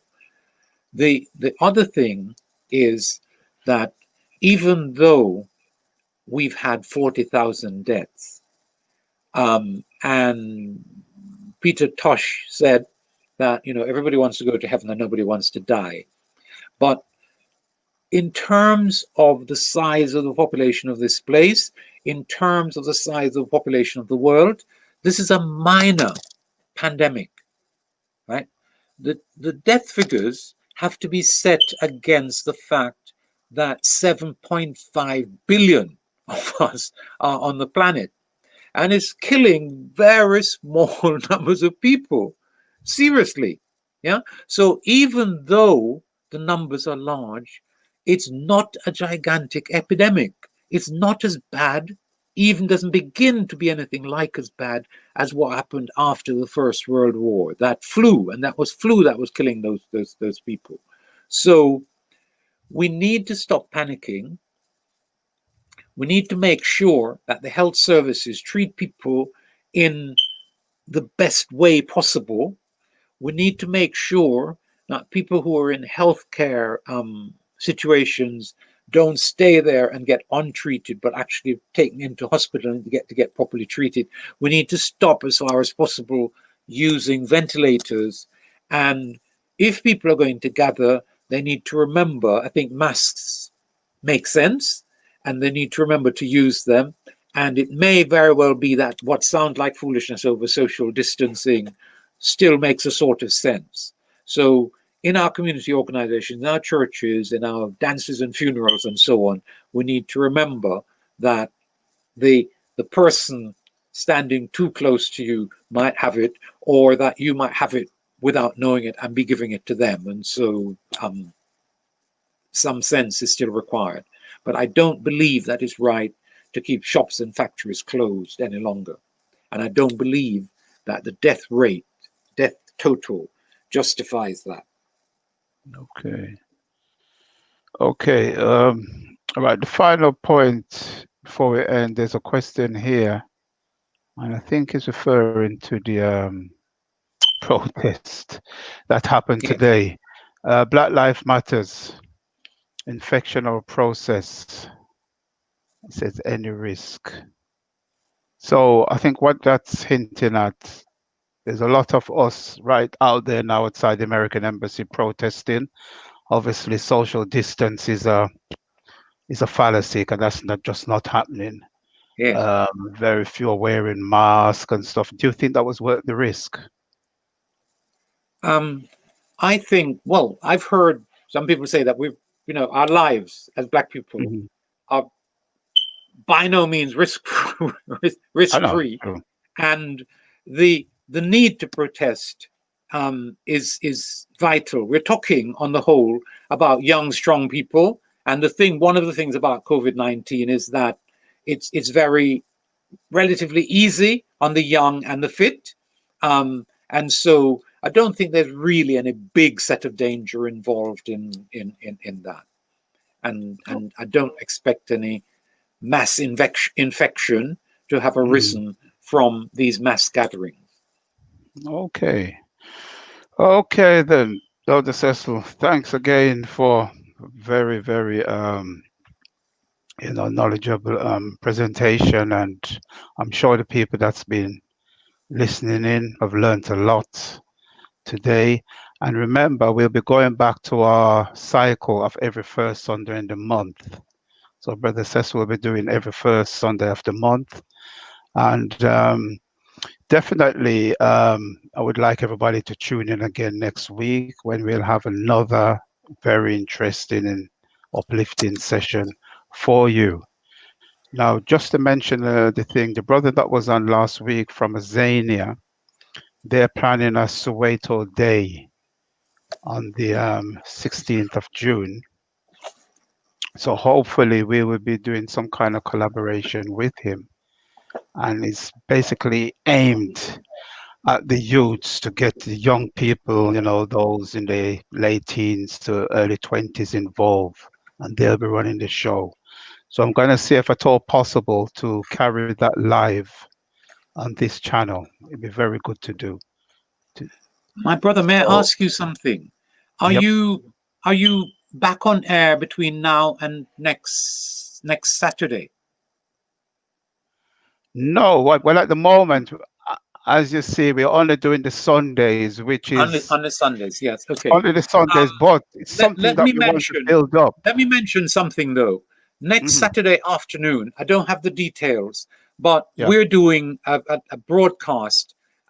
It should be the 13th, yes, and Okay. it's the 40th anniversary of Walter Rodney's assassination in Guyana.